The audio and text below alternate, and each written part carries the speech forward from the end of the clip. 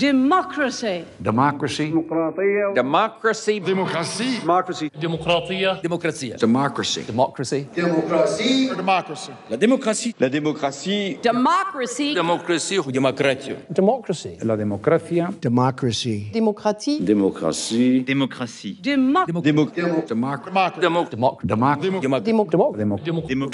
Democracy.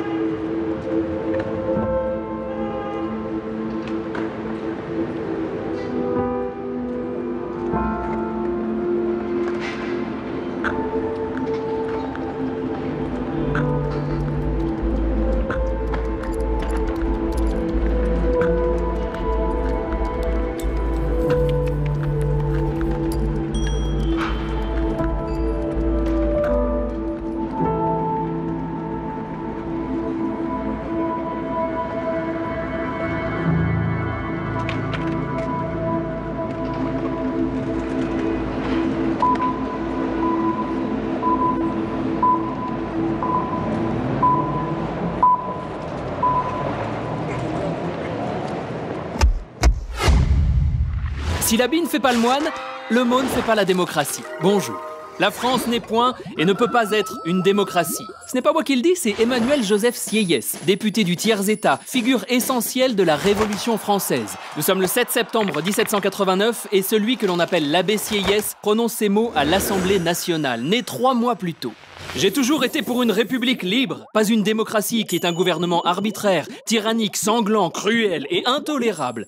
Cette fois-ci, ce sont les mots de John Adams, l'un des pères fondateurs des États-Unis d'Amérique, dont il a été le second président. Mais alors quoi? On ne parlait pas de démocratie pendant ces grandes révolutions? Ce gouvernement du peuple, par le peuple et pour le peuple? Assez peu. Loi, peuple, liberté ou encore nation et constitution, voilà les mots vedettes dans les textes de la Révolution française. Ce n'est que loin derrière qu'arrive celui de démocratie. Après, représentant et souveraineté. Et quand on l'utilise, c'est en guise d'épouvantail. Dans l'arène politique de l'époque, que ce soit en France ou aux États-Unis, être qualifié de démocrate est clairement une insulte. Sieyès agite le risque d'une démocratie populaire avec ses mouvements tumultuaires et incertains. L'américain Elbridge Gerry, l'une des plumes ayant signé la déclaration d'indépendance, s'enflamme. Les malédictions que nous expérimentons découlent des excès de la démocratie.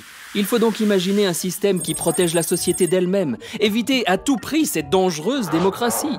L'exemple d'Athènes était bien connu des penseurs politiques de nos chères révolutions. Mais hors de question d'utiliser le tirage au sort, ça c'était bon pour les Grecs. Élisons des représentants. Voilà l'option qui l'emporte. Bienvenue en aristocratie. Eh oui, Montesquieu l'écrit clairement dans son Esprit des lois, le suffrage par le sort est de la nature de la démocratie, le suffrage par choix est de celle de l'aristocratie.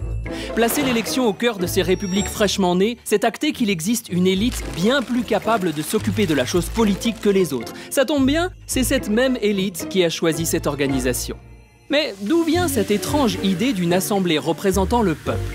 Du Moyen-Âge. Les premiers états généraux sont convoqués en 1302 par Philippe le Bel, roi de France. Clergé, noblesse et tiers-état s'y retrouvent réunis dans un but bien précis, légitimer le roi face au pape Boniface VIII.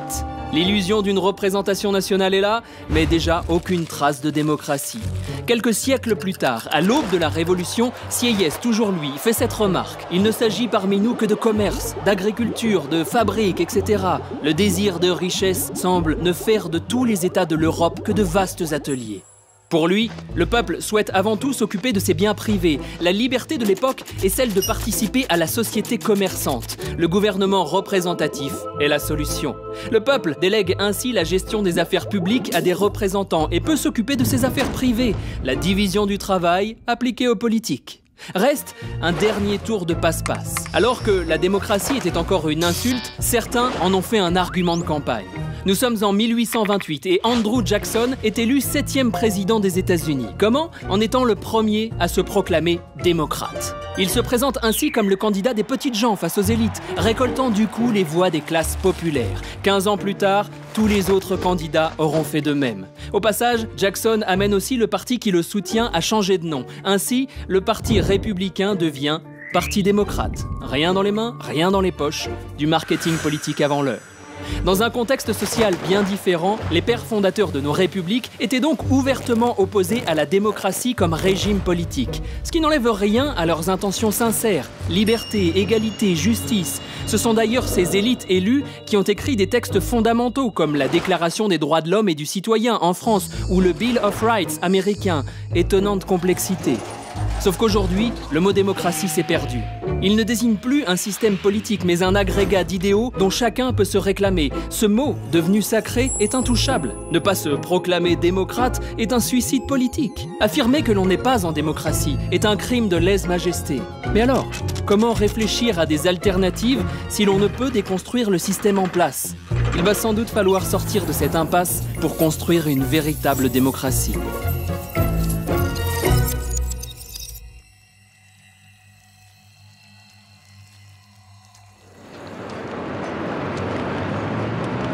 On est dans un pays où on dit que donc on a liberté, égalité et fraternité. C'est pas ce que nous vivons. Disons que la République française pourrait être beaucoup plus démocratique, ça c'est certain. Ouais. C'est ça le problème. Une vraie démocratie à l'heure actuelle, non, je vois pas ça.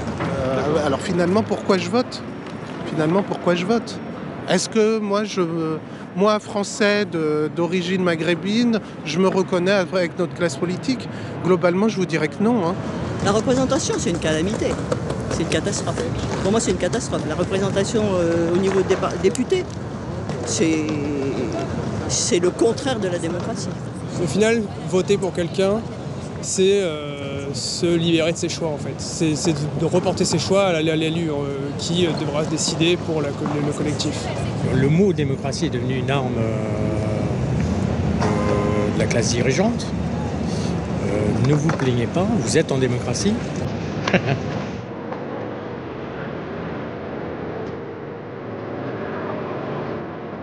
Il semblerait que ce soit le bordel. On s'était pourtant bien habitué à se dire que nous vivions en démocratie. C'était confortable de penser ça. On a entendu ce mot à l'école, à la télé, à la radio, on l'a lu dans les journaux et les grandes déclarations. C'est un peu notre drapeau, un compagnon. Et puis on entend parler de cette crise de la démocratie, souvent au moment des grands votes. Perte de confiance, taux d'abstention record, poussée des extrêmes. Symptôme de cette crise, la pompe électorale au cœur de notre moteur républicain est fatiguée. Alors ce serait ça le pilier central de notre démocratie?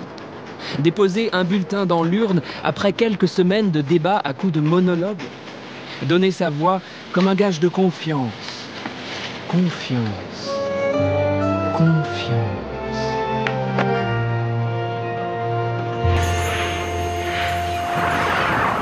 Loïc Blondiot, première. Alors, je suis Loïc Blondiot, je suis professeur de sciences politiques à l'Université Paris 1 et mon travail porte sur la question de la démocratie, des innovations démocratiques en général.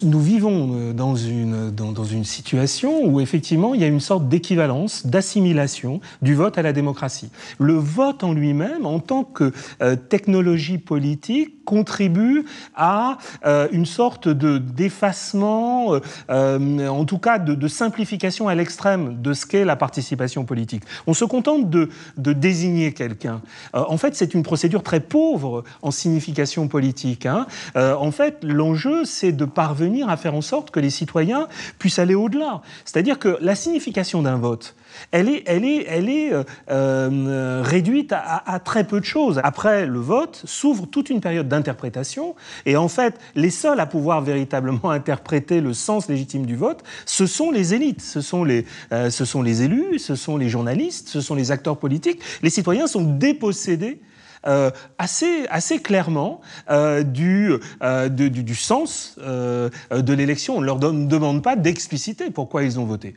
Et donc, il faut toujours se rappeler cette très grande pauvreté de la signification politique de l'élection, du processus électoral.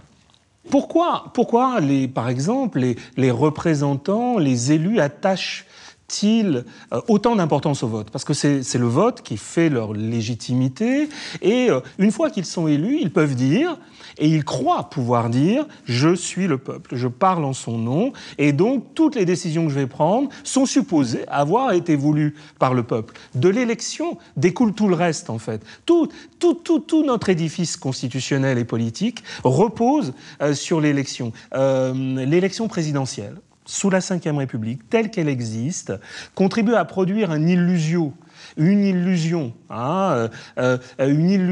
qui effectivement est un peu mortifère pour la démocratie, parce que laisse croire qu'effectivement, en désignant un sauveur, un homme providentiel, un monarque, on pourra véritablement changer politiquement les choses, alors que évidemment ça ne suffit pas. Et effectivement, les règles du jeu de notre élection présidentielle continuent à infantiliser, de mon point de vue, les citoyens. Pour être honnête, à ce moment précis, on pourrait entrer dans la technicité du vote. Évoquer les modes de scrutin alternatifs, la proportionnelle, le vote par approbation, le jugement majoritaire. On pourrait même pousser jusqu'à ce bon vieux tirage au sort. Mais on a choisi de bifurquer. Questionner les mots, encore et toujours. Descendre du manège pour arrêter de tourner en rond.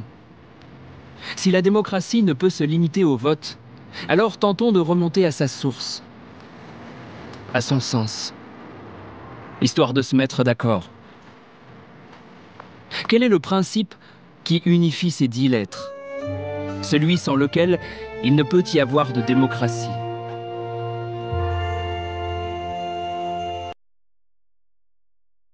Jacques Rancière, première. Jacques Rancière, donc j'ai enseigné la philosophie à l'université de Paris 8 pendant un peu plus de 30 ans.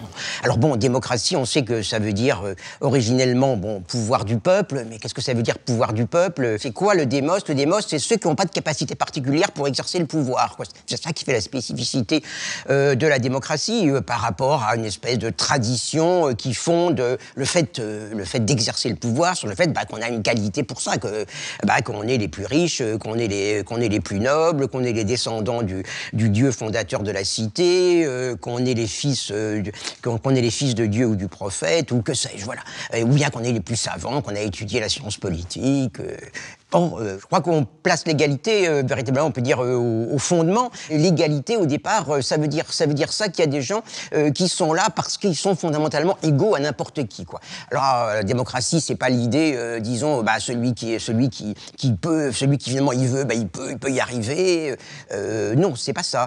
C'est l'idée que, voilà, il y a une forme de communauté qui est fondée sur l'idée que la capacité que chacun possède de penser et de juger et d'agir est une capacité qu'il partage avec tous les autres. Ça, c'est quelque chose de fondamental. C'est-à-dire que la démocratie, c'est pas simplement le pouvoir de la masse, le pouvoir du nombre, mais que c'est un pouvoir fondé sur l'idée d'une capacité qui est partagée par tout le monde. Une capacité que chacun a, mais que chacun a en tant qu'il est égal à tous les autres. Et en tant qu'il présuppose chez tous les autres la même capacité.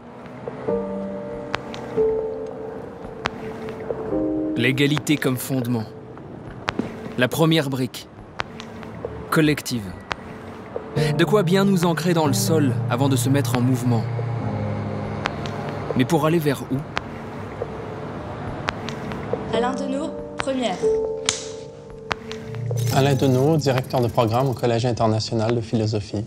De toute façon, on ne peut pas être en démocratie au sens où la démocratie dénoterait un régime. La démocratie est un principe qui consiste à acquiescer au principe de l'égalité des intelligences.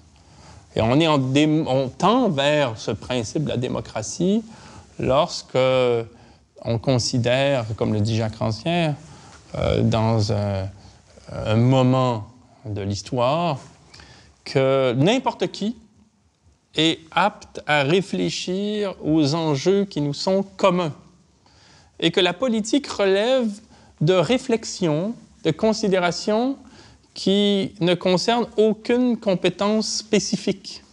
Si on est capable de reconnaître ça, on tend vers ce principe qu'est la démocratie. Mais c'est un principe. Ensuite, on a des régimes qui sont républicains, monarchistes, autoritaristes. Ensuite, il y a des régimes, mais un régime ne peut pas être démocratique. Un régime, il fonctionne selon des règles qui ont une qualification et il est en phase, peu ou prou, avec le principe de démocratie.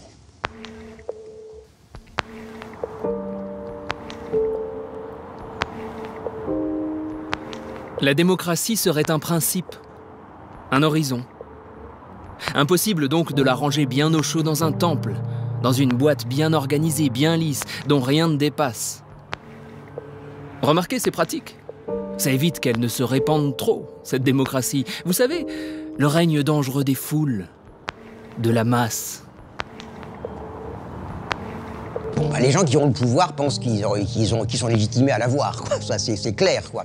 Ça, c'est une première chose. Et puis, une deuxième chose, c'est qu'il y a un tas de gens qui n'ont pas le pouvoir, mais qui sont pas loin du pouvoir, qui exercent une espèce de, disons, malgré tout, d'autorité dans les médias, dans le monde de l'édition, dans le monde du journalisme, et voilà, et qui sont, d'une certaine façon, toujours, au fond, à seconder les autres, quoi. C'est-à-dire, bon, les autres, ils gouvernent parce qu'ils pensent qu'ils sont là pour gouverner et qu'ils sont les plus forts, ça, c'est bien, quoi. Et puis, il y a des gens qui sont là par derrière pour dire, mais finalement, c'est bien, enfin, ils le disent pas directement comme ça, mais c'est bien que ces gens-là gouvernent, parce que sans ça, ce serait la masse idiote, égoïste, ou vulgaire, qui gouvernerait.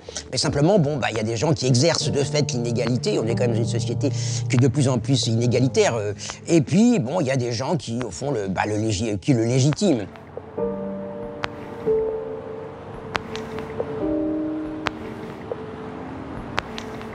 L'égalité fait peur, évidemment, aux gens qui pensent qu'ils sont les plus forts, les plus intelligents, et il y en a quand même énormément, quoi. Il faut bien voir ça. Et ça, bon, c'est quelque chose qui existe un petit peu un peu à tous les niveaux. C'est-à-dire qu'il n'y a pas simplement les gens qui sont au sommet, qui aiment l'inégalité, mais, disons, une société inégalitaire vit aussi par le fait que on est toujours le supérieur de quelqu'un, quoi. Donc, on se considère soi-même comme victime, comme dominé, mais en même temps, il y a toujours un qui est en dessous de vous, quoi. C'est un petit peu la logique de fonctionnement, je dirais, pacifique de l'inégalité, quoi. Abus de pouvoir, corruption, poids des lobbies, décisions non concertées, non partagées, technocratie, faille de la représentativité, illusion du choix, inégalité des chances. Vous voyez bien, la démocratie, ça marche pas. L'humain n'est pas fait pour ça. Vraiment ? Et si tout cela était la conséquence du manque de démocratie et non de ses excès, a-t-on jamais sincèrement pris le risque de l'égalité ces dernières décennies ? Laurence Essig, première. So I'm a professor of law at Harvard. I teach comparative constitutional law and constitutional law, but I've become a democratic activist, or an activist to try to build a stronger, vibrant democracy in America. So the fundamental value of a democracy has got to be political equality. And if you don't have political equality, then elections are meaningless, because elections will just reflect the inequality that they embed. We have the show of a democracy. We have the rituals of a democracy. We have the belief that we have a democracy. But when you test what we actually have against the core commitment of a democracy, equal citizens in an equal political system, we have nothing close to a democracy today.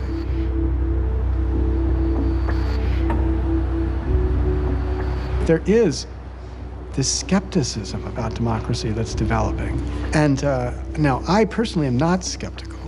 I personally think that people properly constituted, properly informed, are the best check and the best captain, in this sense, on the future of on the future of government.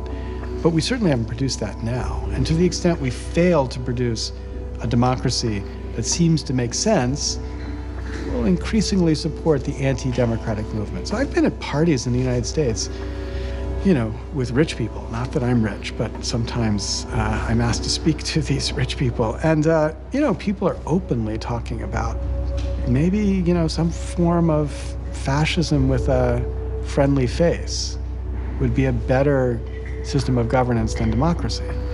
And it's terrifying.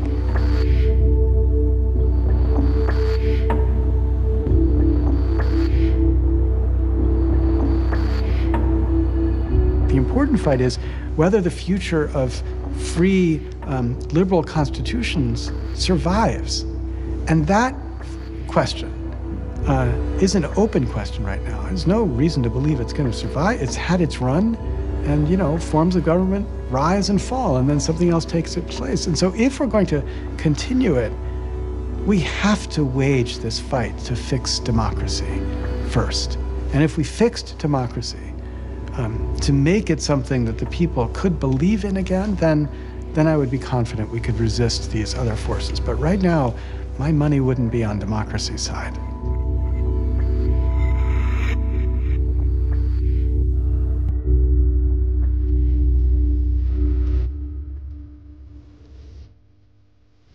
Démocratie. Le mot est si usé qu'on serait prêt à s'en débarrasser. Pour le remplacer par quoi? Un fascisme souriant?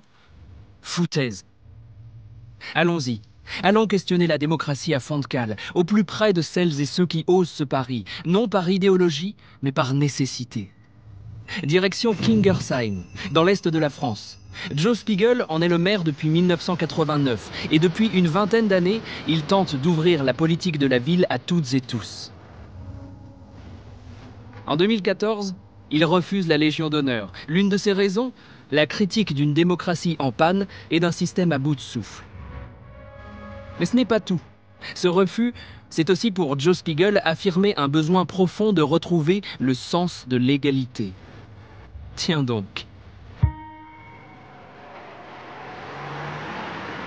Mon nom c'est Joe Spiegel et je suis maire de Kingersheim, qui est une ville de 13 000 habitants près de Mulhouse. Depuis 20 ans, la question qui m'intéresse, c'est comment associer les citoyens à la décision commune, comment retrouver le sens du bien commun ensemble, comment permettre à chacun d'être copropriétaire de l'intérêt général, coproducteur de la décision, comment en réalité changer vraiment la vie des gens avec eux, et pas pour eux de manière condescendante, avec des bulletins de vote une fois tous les 5 ou 6 ans, avec la culture des promesses non tenues, avec le désenchantement qui s'ensuit, comment concrètement on peut redonner la démocratie la vitalité d'en lui donner un arène, c'est-à-dire comment organiser l'espace qui existe entre les gens. Bonjour madame.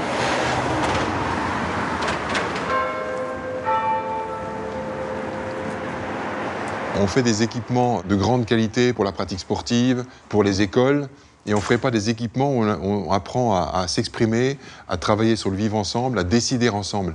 Et donc l'idée, c'est de consacrer un lieu dédié autant aux citoyens qu'aux élus, autant la concertation que la décision, donc la maison de la citoyenneté. Elle a été construite en 2006, ça fait partie de la maturation de notre réflexion, en disant voilà, c'est comme pas dans la salle du conseil municipal qu'on va changer, rénover la démocratie. Ici, à Kingersheim, il y a un lieu dédié aux pratiques démocratiques.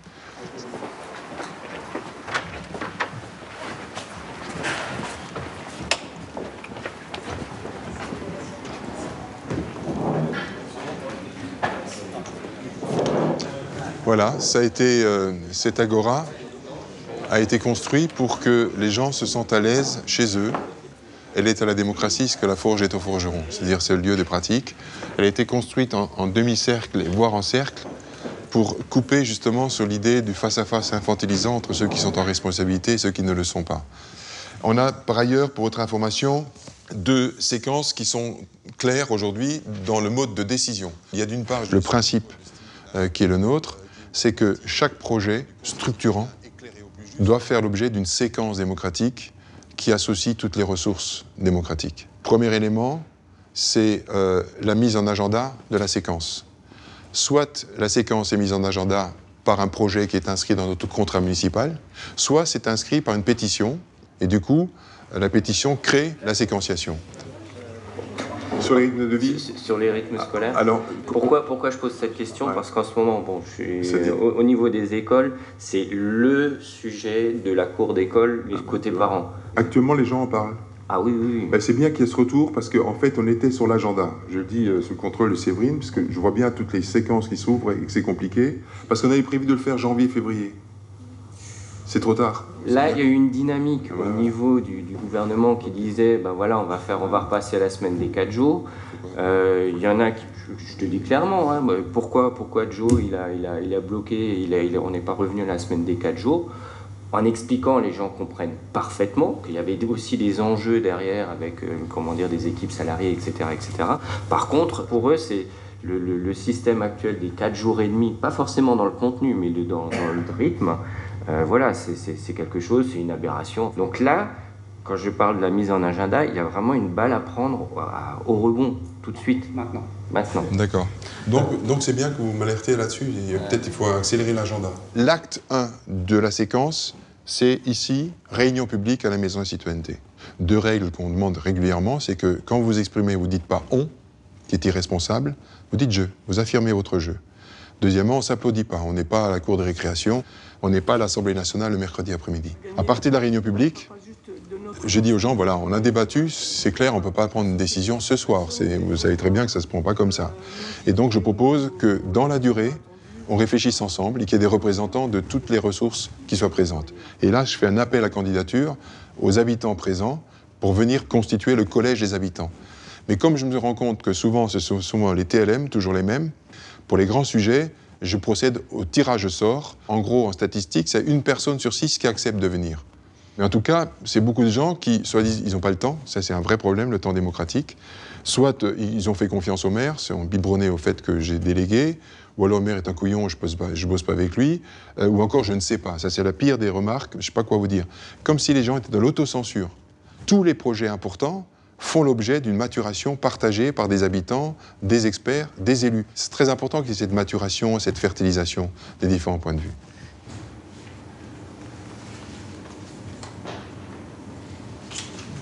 Ce que je veux dire ici, c'est que de faire une démocratie participation, c'est l'inverse de la démagogie. Et qu'il faut beaucoup de courage politique et de la technique. Et donc une pensée globale de dire qu'au fond, on peut cheminer ensemble en sollicitant des gens le meilleur d'eux-mêmes. Ça, c'est mon utopie à moi. Bonjour, messieurs, dames. Salut, Joe. Bonjour. Salut, Georges. Tu vas bien? Bonjour, moi, hein. ça va bien? Vaut mieux que ça soit Fumez pas trop, je dis ça parce que j'ai arrêté il y a 10 jours. Ah, donc je suis fier comme un coq. C'est vrai? Ouais. Mais moi, ça fait 23 ans que j'ai arrêté. J'ai 17 et j'ai repris, tu te rends compte? Non. Ouais. Bon. Là, c'est que la grosse connerie, là. Ah, mais ça y est, j'ai arrêté. Hein. C'est bon. T'as arrêté, c'est sûr? C'est sûr. C'est sûr. Si jamais tu me vois, je te paye une bouteille de champagne. C'est intérêt. C'est noté, devant témoin. Ouais, ça marche. Je prends. La démocratie construction est une démocratie exigeante.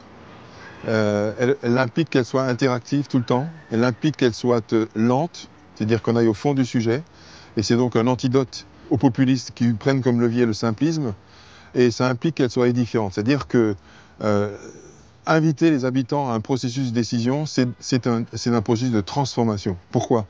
Parce que j'ai observé que pour tout processus de décision, il y a 3 types de transitivité qui sont essentiels. C'est passer du je, mon avis, au nous collectif. Le deuxième, c'est partir du cas particulier qui a sa légitimité pour réfléchir à l'intérêt général, au commun, et qui n'est pas l'addition des égoïsmes. Et puis, il y a la logique de passer de l'immédiat, et on est dans une culture de l'immédiat, pour le long terme. On ne peut plus faire marche arrière une fois qu'on est dans cette... Non. Ah non. Non, c'est impossible. Je me pose beaucoup de questions pour la suite, effectivement. Je vous avoue, moi aussi, un peu inquiet. Pas plus tard qu'hier, je disais à Séverine comment on va faire, quoi. Oui. Parce que ça va être difficile. C'est une autre façon de bosser ici à Kingersheim. Et moi, j'étais dans le privé avant, je peux vous dire que je vois la différence. Hein. C'est une façon de travailler que je ne trouverais pas, puisque j'ai quand même un peu roulé ma bosse. Et non, je pense pas. Donc on se pose la question de l'après. On se pose la question de l'après. A priori, c'est le dernier mandat de M. Spiegel. C'est pas en théorie, c'est en pratique. Oui. On essaye toujours. Et voilà, qu'est-ce qui va se passer après? Mais c'est vous qui allez... On travaille aussi pour la... C'est l'homme hein, quand même qui porte tout ça. On travaille sur la succession. Si les électeurs sont d'accord, parce qu'il y a toujours les élections qui passent. Après, moi, je n'ai pas de souci. Vous êtes habité par ça. Et, après, il faut un portage politique fort, c'est vrai. Voilà. Ah, il y a André. Oui, ouais, ça ne vous dérange pas. J'invite André, qui est au conseil municipal aussi. Mopsy, sois le bienvenu. Bonjour André. Vous habitez à Kingersheim depuis longtemps? Non, en 89. Et je suis arrivé parce qu'à l'époque, Joe se présentait.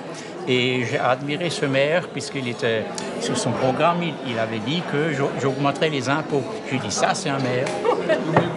Oui. Ah, Mopsy, t'es morte. disons, moi j'habite un quartier où les gens ne sont pas trop bavards. Ils ne sont pas... on les voit très peu. C'est bonjour, bonsoir, ça s'arrête là. Hein. Et c'est un des combats les plus... C'est un des combats les premiers, l'ouverture de la parole, arriver à discuter, arriver à dépasser le... Ah oui, ça c'est important, mais c'est très difficile. Hein.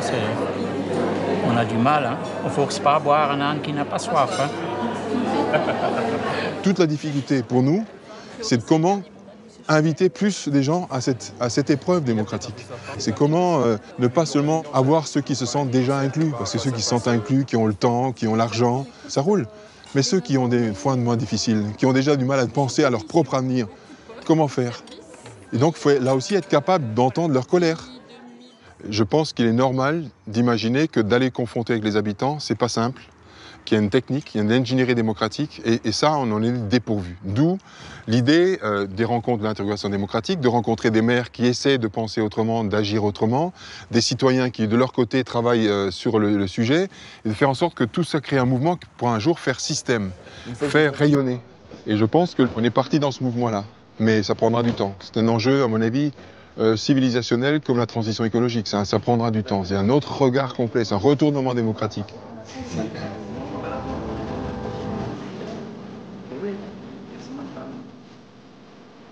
Tu parles d'un challenge. Sacré Joe. Et il a bien conscience de l'enjeu. Après 20 ans d'expérimentation, l'épreuve démocratique reste rude à Kingersheim. La participation d'une majorité d'habitantes et d'habitants n'est pas toujours au rendez-vous. La démocratie, cet horizon, semble demander du temps, du courage, de la persévérance. Et peut-être un grain de folie.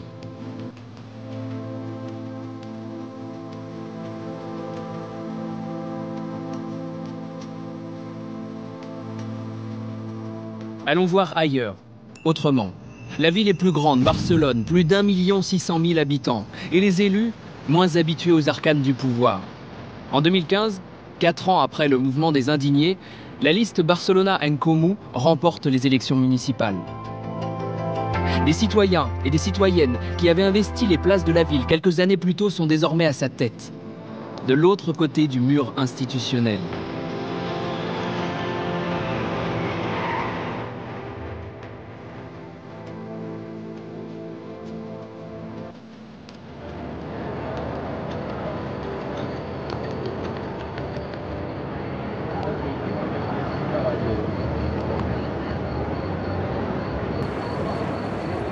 Interview Simona Lévy, première.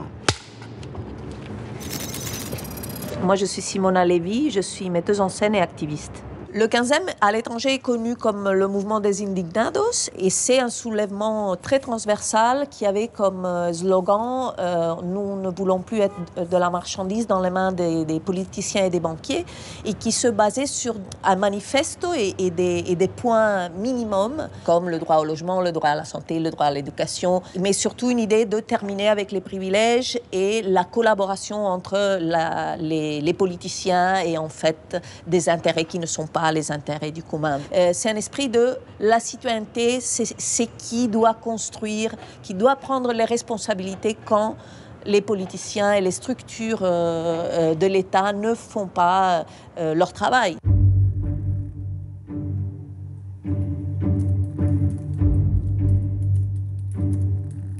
Pendant, disons, 1 an et demi, 2 ans, on a réussi à faire des avances incroyables dans les lois de transparence, dans les lois de logement. On a vraiment changé des lois pour la pression citoyenne organisée par compétence. Évidemment, commence le débat de comment entrer dans les institutions sans trahir cette nouvelle forme de... pour moi, c'est encore plus qu'autogestion, c'est évidemment de l'autogestion, mais c'est une forme d'autogestion non idéologisée et très pratique que je crois est très, très intéressante.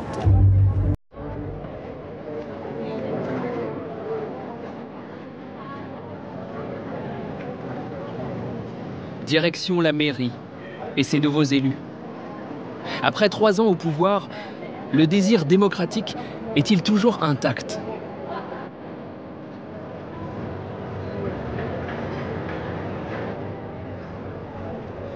Soc la Gala Pin, soc regidora del districte Ciutat Vella i de participació a l'Ajuntament de Barcelona.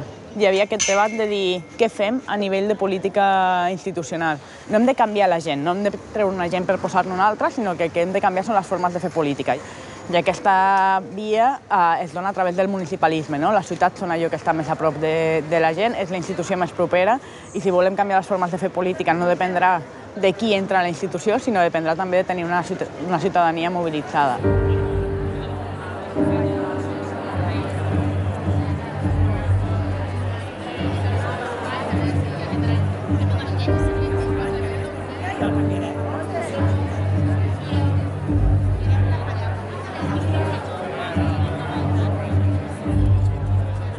Hem canviat la normativa de participació perquè sigui més fàcil i més senzill per la gent a tenir mecanismes de democràcia directa, convocar referèndums o a presentar iniciatives ciutadanes per qüestions que són de competència municipal, amb la idea de dir nosaltres volem un reglament de participació, saber que les grans qüestions de ciutat, o bé a iniciativa del govern de turno o bé a iniciativa de la ciutadania, s'han de poder consultar amb la ciutadania. No hi ha prou amb votar cada 4 anys.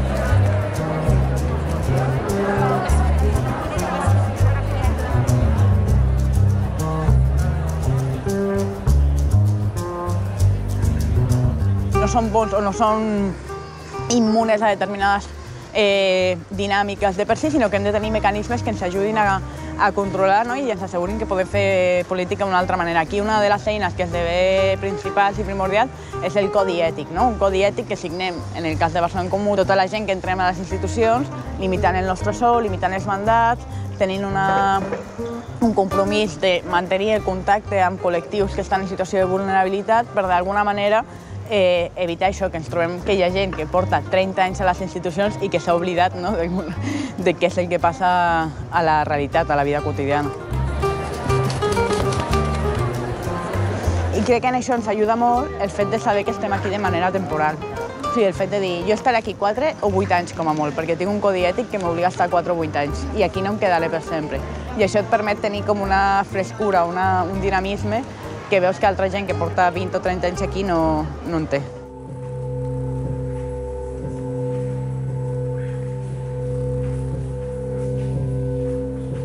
Per mi la transparència no és només compartir molta informació, sinó també és compartir el relat, d'explicar com funciona això aquí dins. I un dels límits, si vols, més difús, però que no és menor, és què pots explicar i què no pots explicar cap enfora. Nosaltres, per exemple, som el govern més en minoria de tota la història de la ciutat de Barcelona. Això vol dir que per aprovar moltes qüestions al plenari has de negociar amb altres forces polítiques. Moltes vegades el que et diuen en privat no és el que després diuen en públic, i això és una cosa que moltes vegades t'agradaria poder explicar, no? Més que res perquè la gent, o sigui, jo crec que la gent és molt capaç, és intel·ligent i és molt capaç d'assumir la complexitat, no? Hi ha coses que ens han venut que es poden fer, que en realitat no es poden fer tan fàcil, i no vol dir que no s'hagi d'exigir que és fàcil, sinó que s'ha de poder compartir la complexitat, perquè així la gent també té més capacitat de pensar quina estratègia elabora per poder incidir políticament.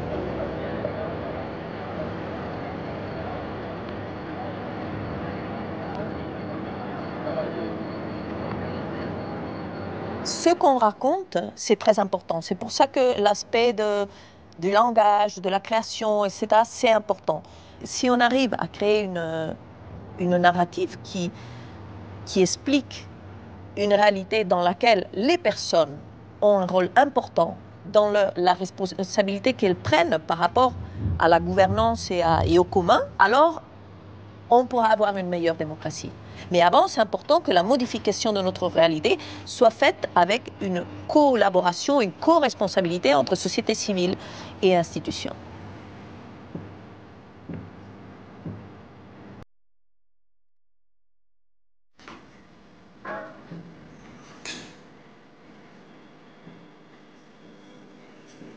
Barcelone, interview Francesca Bria, première.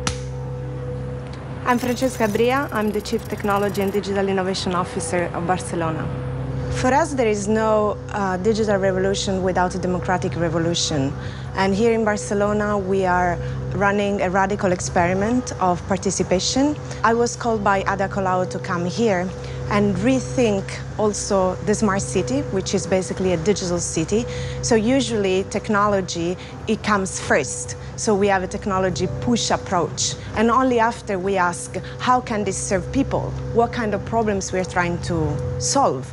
So in this government now, we are changing the paradigm upside down. So we are starting from citizen needs. So we are addressing basic needs of people, like access to affordable housing, energy transition, sustainable mobility, radical democratic participation. And only after we are asking what kind of technology do we need, how do we govern this technology, and how technology can really help us to solve the big challenges. And we need digital tools to help us to make this democracy real.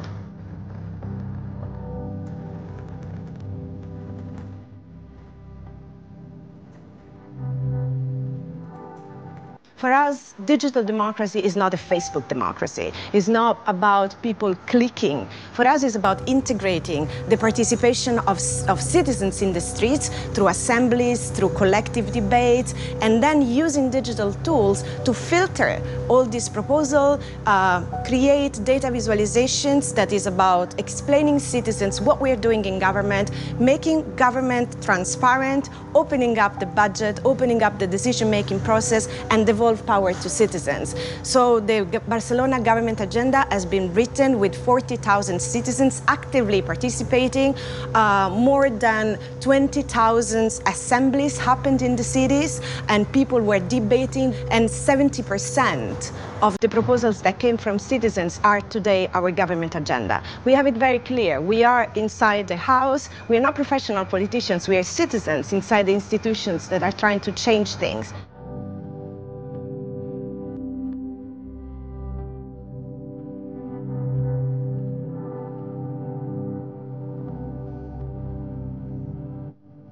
I think the main problem is that institutions are not ready to do that. The political institutions that we built are from the 19th century. They are closed. They are not able to respond to citizen needs. I mean, they're used to integrate only expertise coming from experts.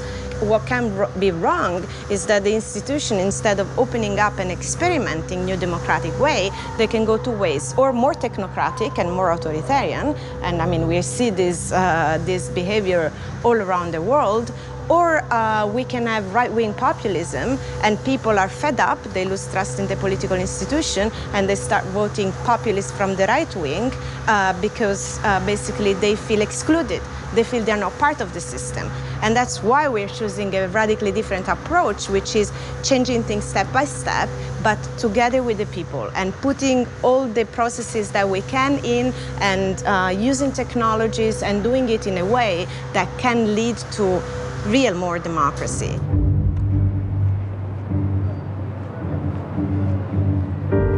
Plongeons dans les rues de Barcelone, loin de l'hôtel de ville. Dans ces quartiers où Ada Colau, la nouvelle maire, a lutté pendant de longues années, notamment pour le droit au logement. En 2009, elle participe à la création de l'APA, la plateforme des victimes du crédit hypothécaire. Aujourd'hui, l'ex-porte-parole de l'APA est devenue maire, mais cet espace d'échange et d'action profondément démocratique reste essentiel pour beaucoup. Interview Carlos Macías 1. Soy Carlos Macías, portavoz de la plataforma Afectados por la Hipoteca de Barcelona. Cuando se planteó la APA pensamos que el gran enemigo era la banca, pero lo que encontramos es que este modelo, el modelo capitalista, no es solo un modelo económico, sino que es sociológico, o sea, es psicológico, es social, es cultural, y lo primero que nos encontramos es que el gran enemigo éramos nosotras mismas, ¿no? El sentimiento de culpa, de fracaso, de no hay nada que hacer. Entonces, lo primero es generar espacios de asesoramiento colectivo, donde al final haces un proceso de empoderamiento emocional, de dejar atrás la culpa, la vergüenza, el sentimiento de fracaso, y un empoderamiento más técnico, entender que todo esto obedece a causas estructurales y que, por lo tanto, es un problema colectivo y la solución pasa por una movilización y una lucha colectiva. Vale, pues nosotros hacemos, como decía, dos asambleas, una de asesoramiento colectivo, donde se da las herramientas a la gente y se genera ese espacio para perder miedos, vergüenzas y demás. Y luego otra asamblea que es la de coordinación, donde nos organizamos pues, para parar los desahucios de esta semana, para fiscalizar qué hace el gobierno municipal para hacer propuestas, si participamos en estos órganos abiertos de participación, pues si necesitamos recuperar vivienda, cómo nos organizamos, pues si hay alguna campaña estatal, cómo coordinarnos, y es la asamblea que vais a ver que estamos haciendo hoy, que hacemos cada martes.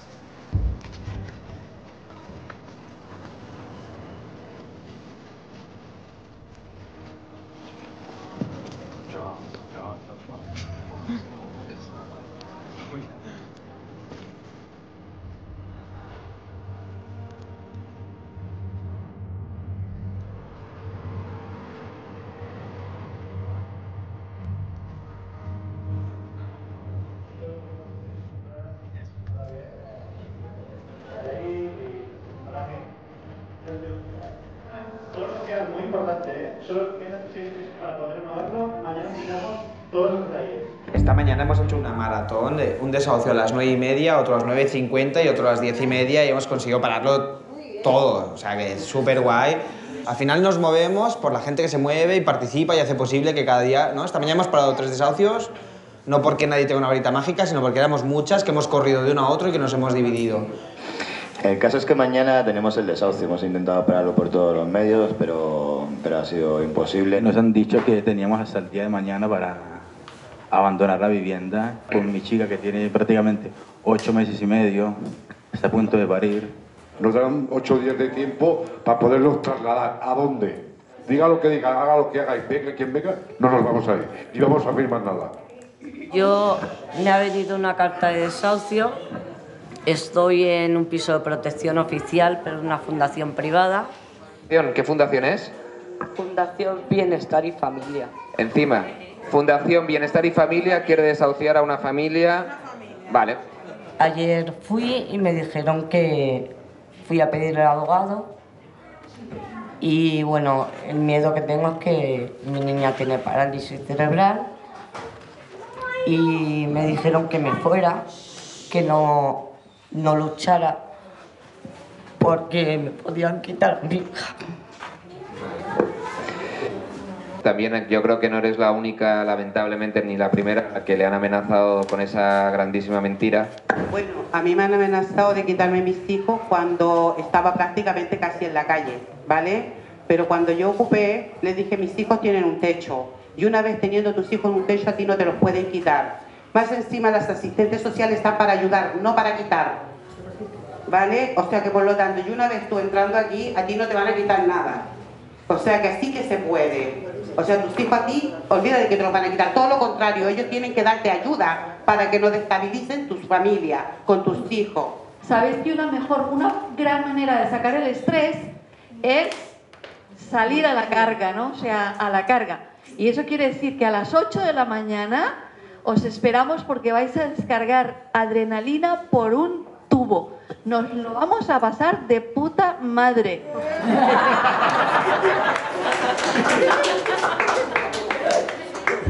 He tenido el día 18 un desahucio, que somos una familia, tengo 2 niñas, tengo el suegro que está inválido y no podía en el banco, el piso es propiedad de la Caixa y nos querían echar a todos. Han decidido que va a parar el desahucio, o sea que sí se puede, pero hay que venir aquí todos los días, escuchar a la gente a las acciones, venir aquí todos los días y a partir de ahí la gente de aquí os informará todo lo que hay que hacer para ser positivo.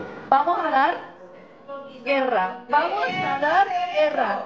Agua, luz y techo, tenemos derecho. Agua, luz y techo. La vigilancia ciudadana, la fiscalización es imprescindible, porque si no vigilamos qué hacen, ¿no?, los que se suponen que son nuestros representantes políticos, sabemos cuáles son las consecuencias. Por ejemplo, la estafa hipotecaria y la mal llamada, ¿no?, y la burbuja hipotecaria que ha llevado a este drama de más de 500.000 de hogares desahuciados, condenados a deudas de por vida, porque no ha habido una fiscalización suficiente de la connivencia entre el poder económico y el poder financiero. A pesar de que este gobierno de Ada Colau, que mucha gente pensaba, oh, llegará y se acabarán los desahucios, es necesario que la PAI o todos los colectivos de vivienda que existen en la ciudad sigan organizadas, sigan más fuertes que nunca. Y porque todo gobierno, sea el gobierno que sea, del color que sea, necesita esa fiscalización y esa presión. Y más aún, si hay un gobierno con disposición a hacer cambios en materia de vivienda, y eso significa enfrentarse a grandes lobbies. Si no tiene presión social detrás, cuando se siente en la mesa a negociar con los lobbies y mire para atrás no haya nadie, no podrá llevar a cabo ningún cambio. Por lo tanto, la calle siempre tiene que estar organizada y presionando para que los cambios se produzcan en el sentido de garantizar derechos y no de garantizar beneficios de grandes empresas.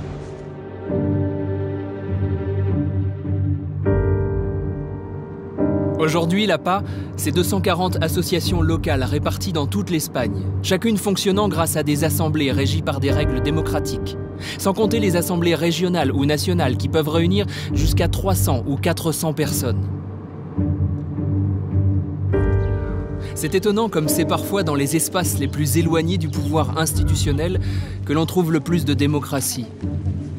Ici, elle n'est pas conceptuelle ou dogmatique, elle est avant tout pragmatique, née d'un besoin urgent d'égalité. Angers, quartier de la Roseraie. Née en 2014, la coordination nationale Passe en nous réunit des associations, des citoyens et des universitaires, avec un objectif: redonner du pouvoir politique à celles et ceux qui vivent dans les quartiers populaires. Bonjour monsieur.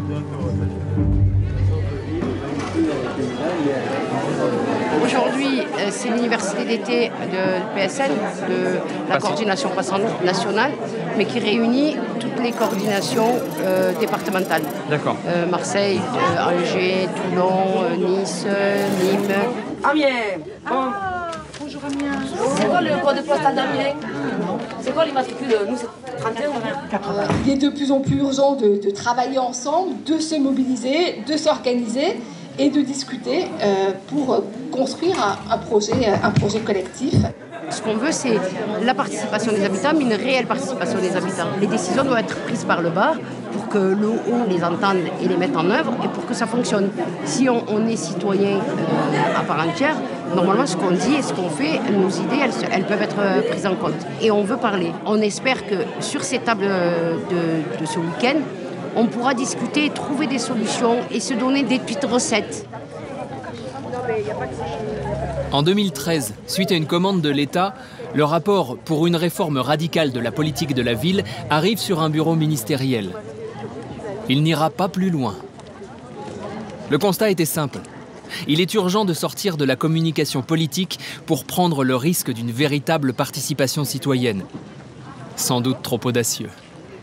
En guise de réponse, en 2014, les deux auteurs du rapport, Marie-Hélène Baquet et Mohamed Meshmash, lancent la coordination Passe en nous.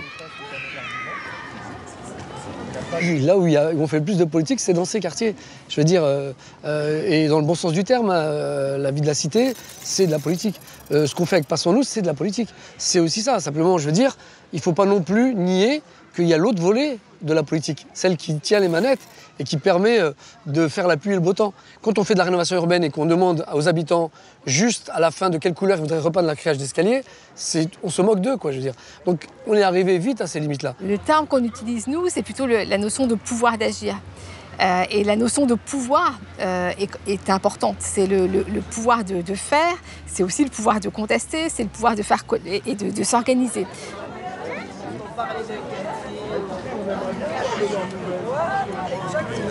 Et ils disent, bon, ben, si on coupe, coupez pas aussi large pour pas perdre 36 logements, on manque de logements, des logements de ce type-là, coupez comme ça.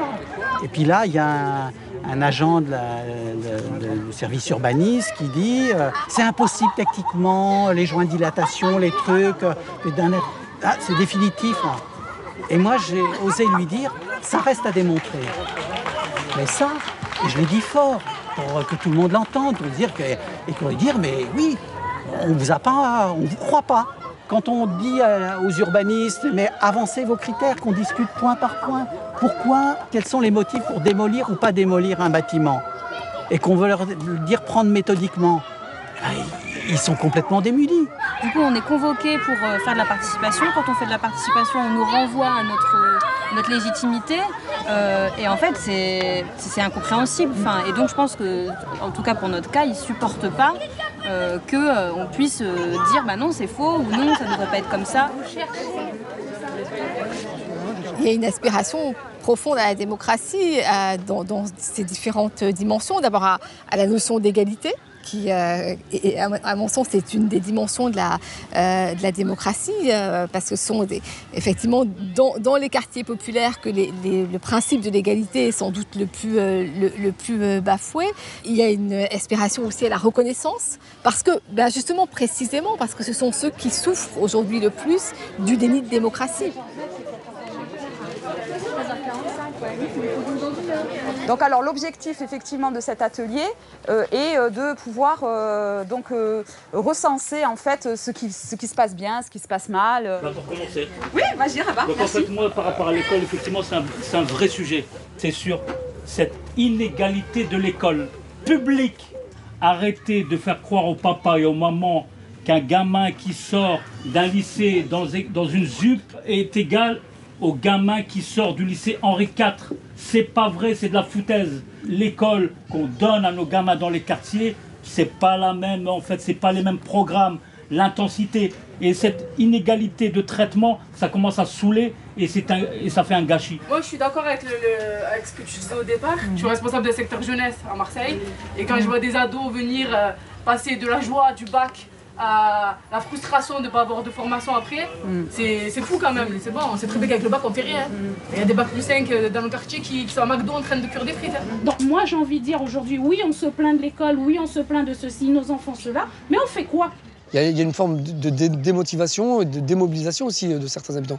Bien sûr qu'on n'est pas toujours suivi par l'ensemble des habitants, mais quand on gagne sur des combats, croyez-moi que ça en motive d'autres à côté de ça. Et c'est aussi ça, je veux dire, c'est aussi nos victoires qui nous font avancer. C'est aussi des fois nos défaites qui nous permettent de nous remettre en question et d'avoir une stratégie différente pour ne pas perdre les gens. Mettre en acte la démocratie, c'est quelque chose qui est difficile. Ça passe par le tâtonnement, par l'expérimentation et à l'échec, le droit aussi à l'échec qu'il faut revendiquer. Alors, voilà, c'est ce qu'on essaie de faire à Passons-nous, en réfléchissant aussi au fonctionnement que peut avoir ce type d'organisation, avec un regard par exemple sur ce qui se fait en Espagne. Mais voilà, il y a toujours des limites et donc la démocratie, c'est aussi se poser toujours la question de quels sont les enjeux de pouvoir, où sont les pouvoirs, comment on peut transformer, donner plus de parole à ce qu'ils n'ont pas. Et donc c'est un travail permanent, c'est-à-dire je ne pense pas qu'il y ait un système démocratique ou des dispositifs qui sont en soi démocratiques, c'est surtout un travail permanent qui demande une vraie volonté politique et un engagement.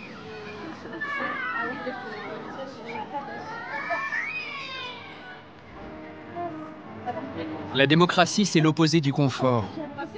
C'est assumer l'incertitude, la confrontation. On a souvent cette fausse image en tête, quelque chose de simple, épargné par les conflits. Et si c'était l'inverse ? Un système complexe qui se nourrit de nos désaccords, une foutue somme d'efforts. Et parfois c'est l'usure qui l'emporte. Mais peut-être que si l'on était habitué à ces efforts dès le plus jeune âge, comme une gymnastique sociale. Après tout, pourquoi ne pourrait-on pas apprendre la démocratie comme on apprend à lire ou à compter ?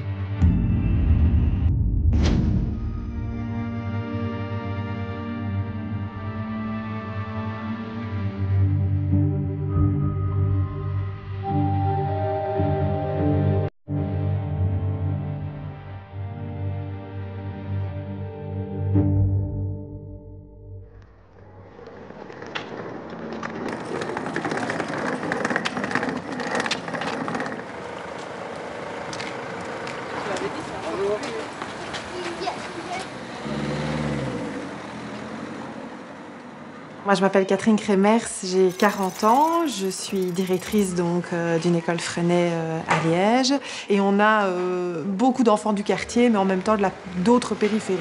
Donc c'est-à-dire que comme il y a des parents qui choisissent le projet pédagogique, ça les dérange pas de faire des kilomètres pour venir déposer leurs enfants ici. Mais on laisse quand même assez de place aux enfants du quartier pour avoir vraiment un brassage culturel qui est intéressant évidemment en pédagogie et encore en plus en pédagogie Freinet.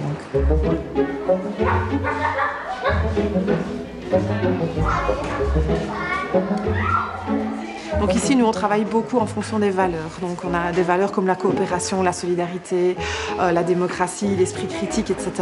pour lesquelles toutes les activités de la journée d'école interviennent. On essaye toujours de mettre l'enfant au centre de tout ça, acteur de ses apprentissages, et on lui donne évidemment toutes les cartes en main pour pouvoir réussir et s'épanouir de quelque milieu qu'il soit.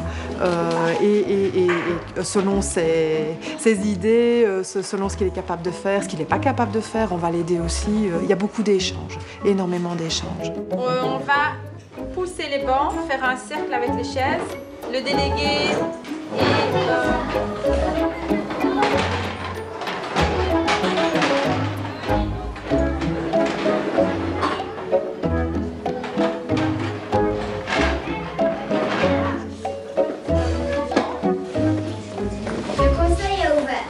On ne se moque pas, on écoute celui qui parle, on demande la parole. La priorité sera donnée à ceux qui ont le moins parlé.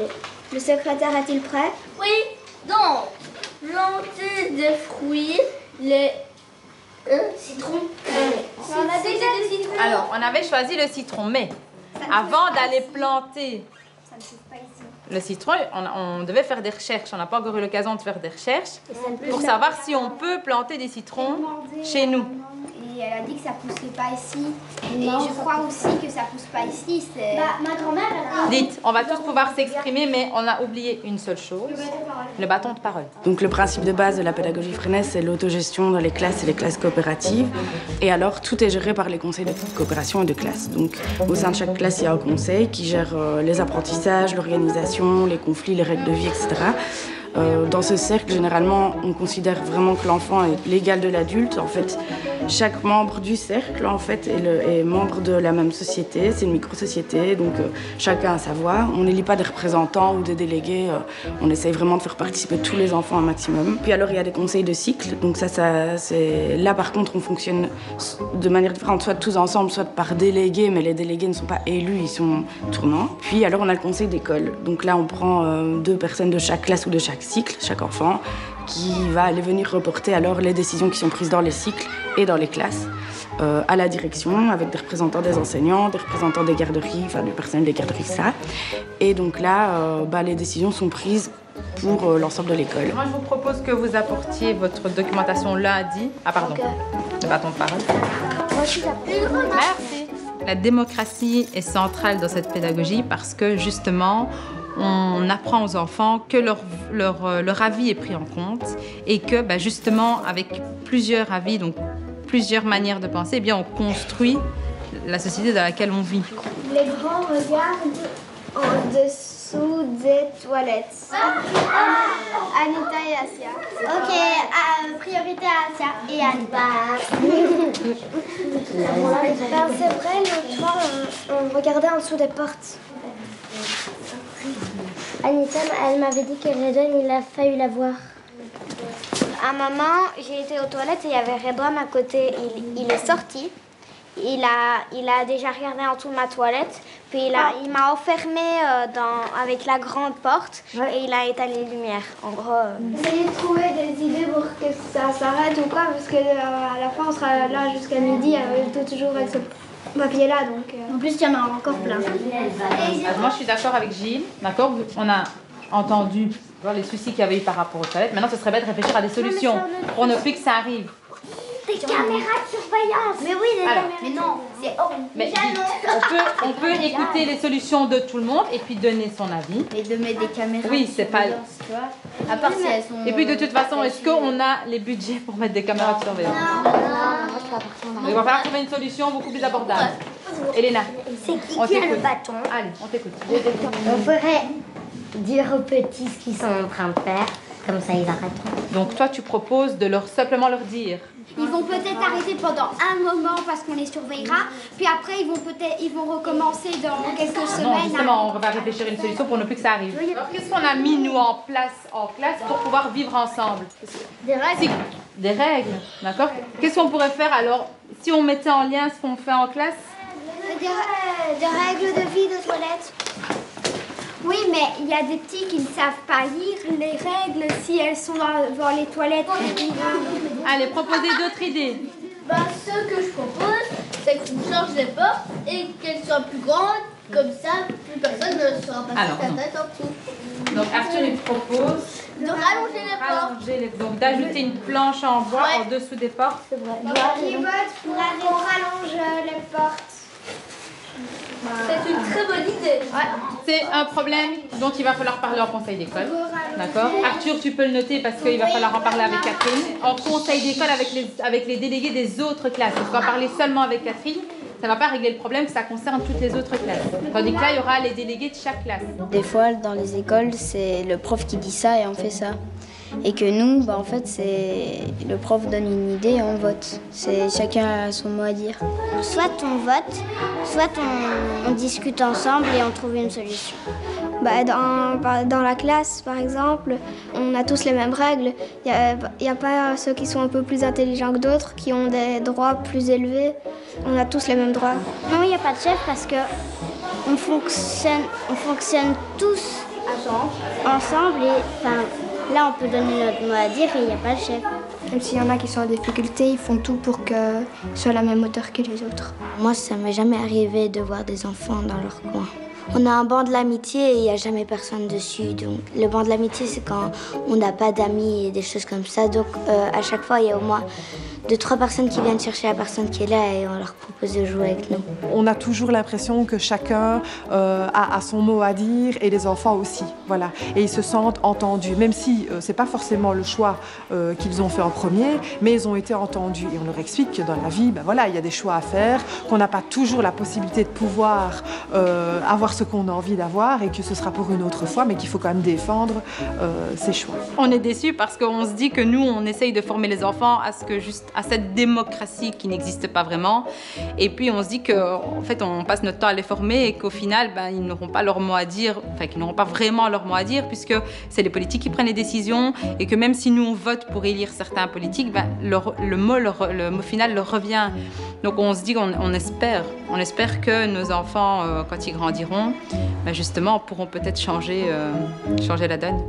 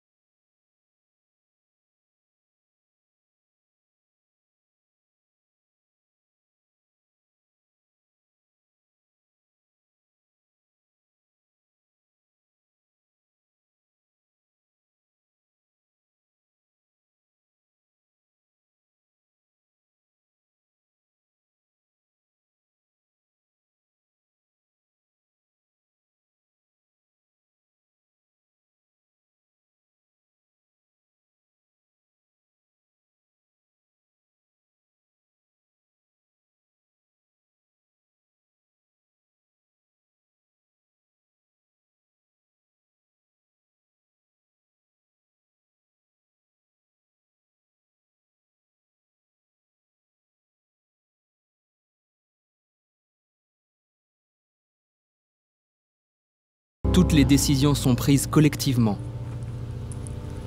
au quotidien.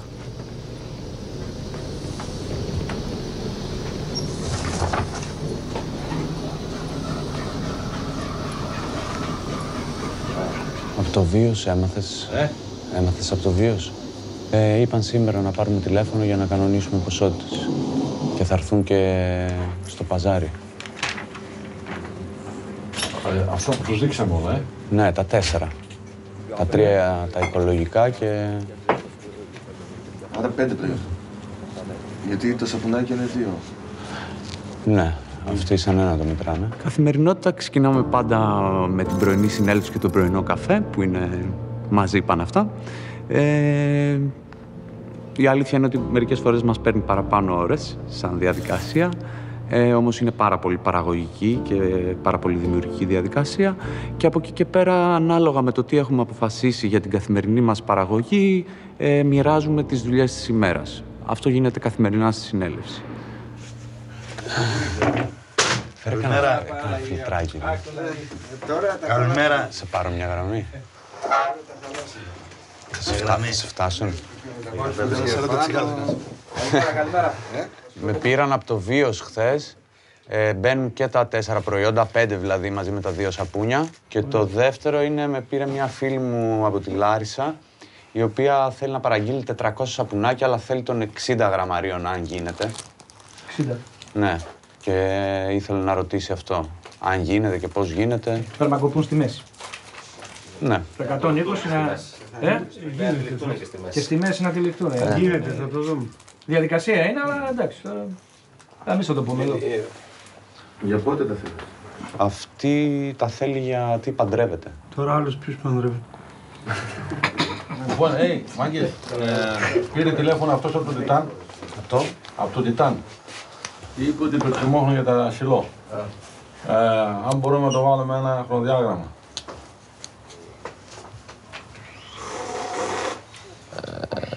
Θέμα. Εντάξει, για να τα χρησιμοποιήσουμε επίσης πρέπει να μπορέσει να μπει μέσα η Ελλάδα. Το άλλο είναι για την Ιταλία. Στην Ιταλία ξανά έστειλε δεύτερη φορά email από την Ιταλία. Στείλτε μου τις τιμές, αλλά θέλουμε και για τις σχόλες γιατί υπάρχει ενδιαφέρον. Καταρχήν δεν έχουμε καταλήξει για τις φτηνές σχόλες στην τιμή. Το ζήτημα είναι και τι τιμή θα τους πούμε. Αν μπορούμε σε μία ειδικά στη ΣΑΝ, να κατεβούμε λίγο παραπάνω και σε άλλες μπορούμε να τσιμπήσουμε και λίγο, να μην κατεβούμε τόσο παρακάτω. Ναι. Για να έχει μια φθηνή.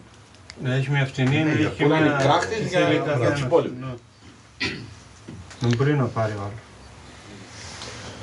Και για τον Αργύρι. Περιμένει τιμές.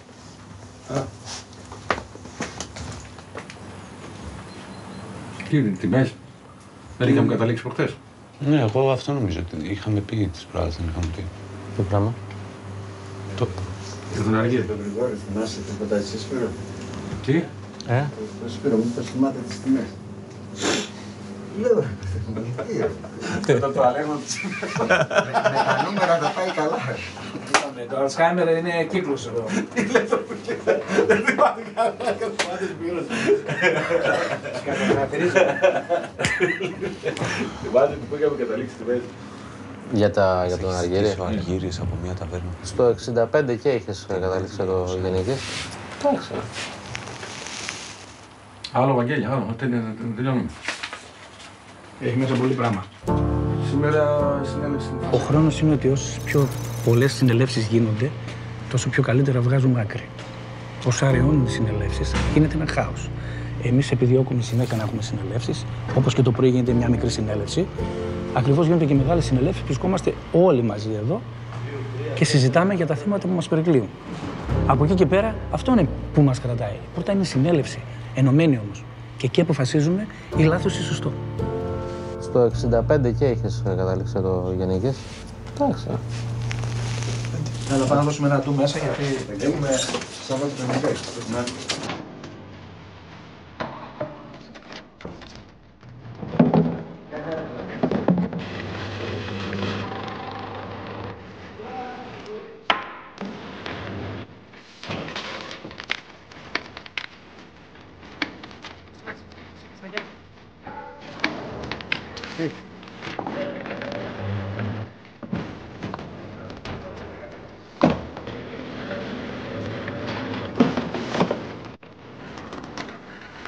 Όλοι να είμαστε το ίδιο. Δηλαδή, οι κοινές αποφάσεις. Δεν θα έρχεται ο ένας να σε επιβάλλει, πρέπει να κάνεις αυτό. Δεν γίνεται αλλιώς. Εδώ, στη συνέλευση που είμαστε, λέμε όλη τη γνώμη μας και παίρνουμε κοινό τις αποφάσεις. Ας είναι και λάθος. Θα το δούμε στη διαδρομή. Έτσι, γιατί είμαστε τόσα χρόνια, έτσι, που μάθαμε να έχουμε κάποιον από το κεφάλι μας και να μας πει κάντε αυτό και τελείωσε. Αυτό ήταν αυτό που έχουμε αλλάξει εδώ. Εδώ όταν καθόμαστε, ο πιο που λέγανε εργαζόμενος, που να μην είναι και αγράμματος, να φτάσει σε σημείο να είναι αγράμματος, να δώσει την καλύτερη ιδέα της παραγωγής.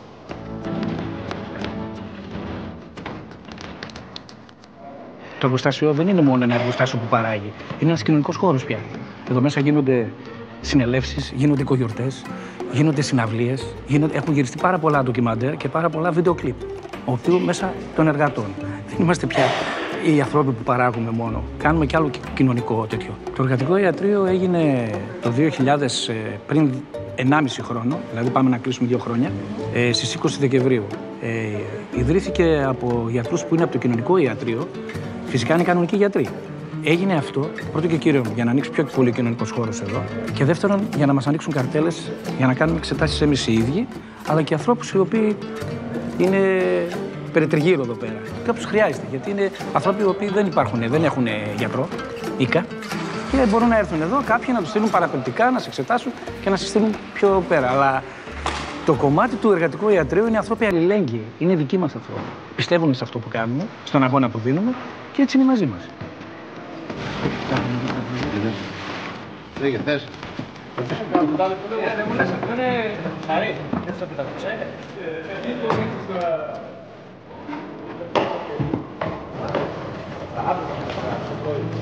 Αυτό εδώ είναι η φιλοσοφία και το λόγο της ΒΙΟΜΕ.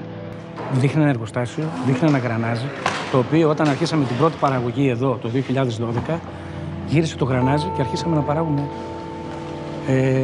τα φυσικά καθαριστικά φυσικά, γιατί γυρίσαμε από πάμε να σώσουμε και το περιβάλλον. Και εμάς μαζί φυσικά να αλλάξουμε και έτσι γυρίσαμε στα φυσικά καθαριστικά. Και έγινε αυτό το λογότυπο εδώ, μας δείχνει ένα εργοστάσιο και από πάνω μας ένα γρανάζι που γύρισε και βγάλαμε την παραγωγή. Και λέει κιόλας, ο αγώνας γυρίζει το γρανάζι. Βάζουμε το λιθαράκι μας να ξεκινήσει κάτι καλό. Κάτι για όλους. Να μην είναι για λίγους, να είναι για όλους. Γιατί αυτό που παρατηρήσαμε είναι ότι δεν θα αλλάξει κάτι. Και με τις κυβερνήσεις που είναι πάνω. Αλλά γενικά, αν μπορέσουμε κάτι να κάνουμε εμείς οι ίδιοι για μας. Γιατί αλλιώς δεν περιμένουμε. Δεν γίνεται τίποτα. Αυτή τη στιγμή το εργοστάσιο. Έτσι και είχαμε φύγει εμείς, δεν θα υπήρχε το πετραδάκι.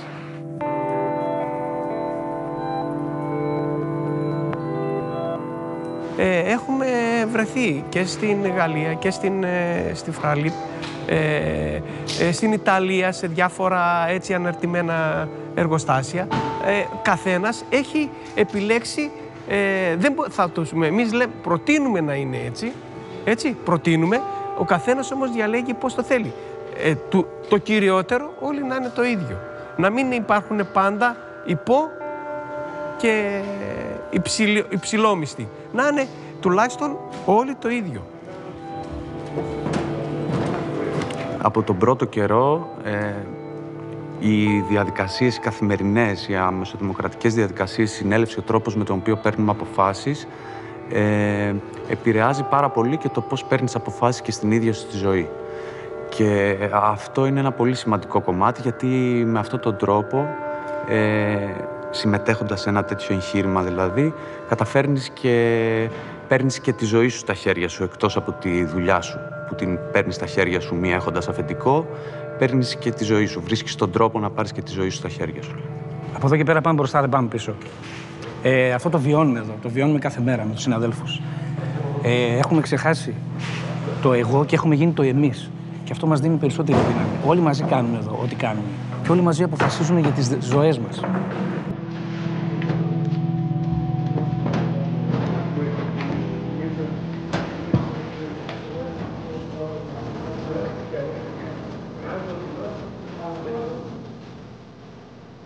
Jusqu'où sommes-nous capables d'aller dans ces choix collectifs, dans cette co-construction?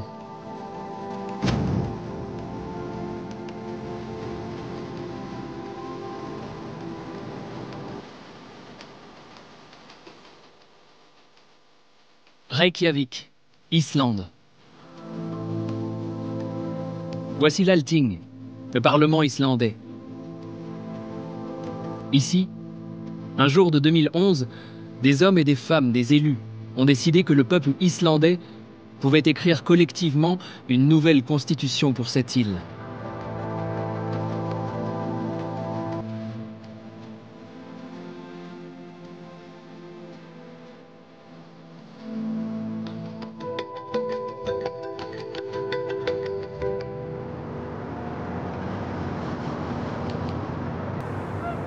My name is Katrin Oddsdottir and I'm a lawyer, a human rights lawyer.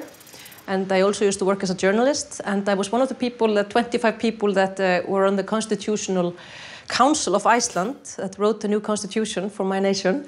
And now I'm the chairperson of the Constitution Society, which is a small NGO trying to get the new constitution legislated on. Most of the world knows that there was a crash in Iceland in 2008. We took to the streets and we were banging pots and pans, and just in the end we got to elect, and we got finally a left-wing government that we hadn't had for a long time here in Iceland. They realized that we needed a new social contract, so they decided to try to write a new constitution for Iceland. And what we did was we first had a National Assembly with 1,000 randomly selected citizens that got to sit together for one day only in a big sports complex and discuss about the values we wanted in our new constitution. And then we had elections where we could actually get 25 people, Icelandic people, to write the new constitution. So the elections went forth, and that was okay, and 25 people got elected, including myself. What we did, because we had so little time and we had problems with legitimacy already, we said, okay, let's just open it up, because we need to create ownership. And what we are trying to do is we're trying to create a new society that is transparent and that has sort of accountability. And if we don't do it ourselves in our work, I mean, how can we demand of the parliament or of the officials to do that in our new constitution? So we decided to put our draft online every week. And then we had our big meetings broadcasted online also.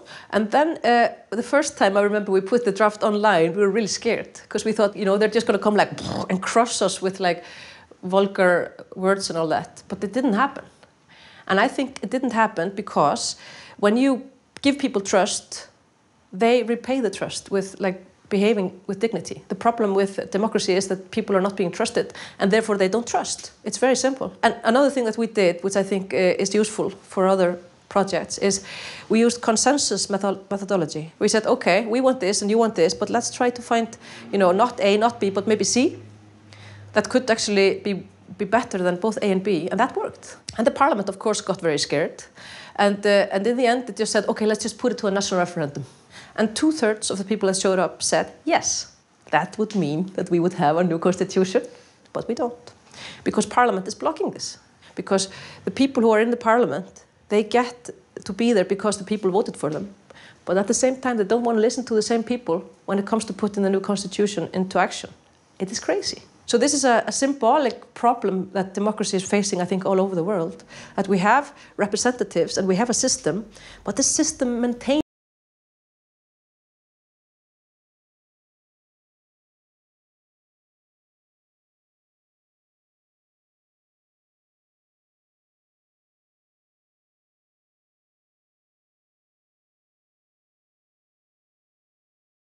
I am in the last day as Member of Parliament in Iceland. I am a politician, an activist, and I have no idea what I'm going to be doing in the next few months. So it was very important that we did actually do this constitution buy-in for the people of Iceland. And so I was willing to support this new constitution and fight for it, because it contains something really valuable, which you can't really put in words. And when we couldn't get it through the parliament, among the biggest disappointments in my life,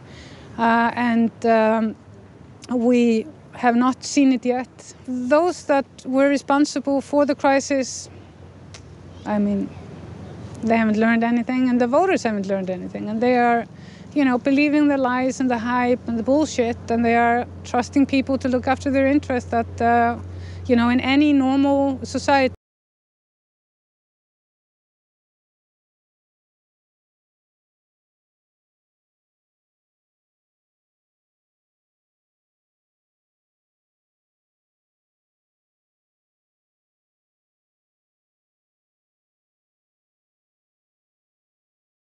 We thought we were a highly developed Scandinavian democracy with everything going for it. And then all of a sudden we just had this like realization that our whole system was corrupt. Our politicians were sort of working more for the banks than for the people. We do know that the system is still hiding a lot of stuff, and it still isn't transparent, and it still isn't working completely for us. It's just people are all together outsmarting the politicians that are trying to hide a corrupt system. So it won't go on. It's impossible. You can't have a couple of dozens of people hiding the truth for hundreds of thousands anymore. So we will find out, and we will make you responsible for your own scandals, and in the end we will win. I keep telling people, even if we haven't seen a lot of the changes that we fought for in the wake of the crisis, next time we will have all this work ready, and we are ready. This is the constitution. Mm-hmm. This is a flower called Forget-Me-Not. Forget-Me-Not? Mm-hmm. It's the symbol of Icelandic Republic? Or? No, it's a flower that we have that you can stick to your clothes. It sort of sticks, and it's called Forget-Me-Not. So it's just symbolic, don't forget, I have seen signs. The end of the world as we know it has begun.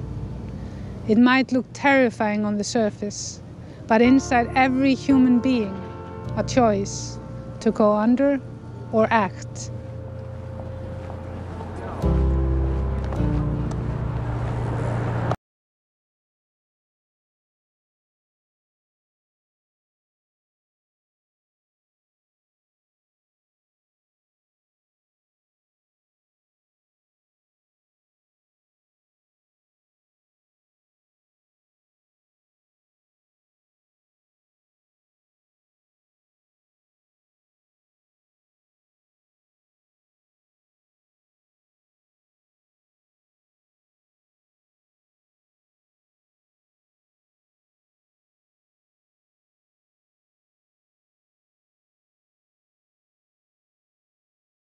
A series of fights, and those fights, especially in the beginning, will not be won. It's not like the forces on the other side are going to roll over the first time you raise the flag and say democracy. Like, they will fight, and they will win because they are bigger and stronger than we are now. Every time we lose, in the name of a principle, more people are reminded of that principle. Every time, you have a conflict that results in right being defeated, more people think, okay, maybe I have to step up and defend the right. And that's the dynamic that I believe has always led to fundamental change. So we have to be willing to lose. Yeah.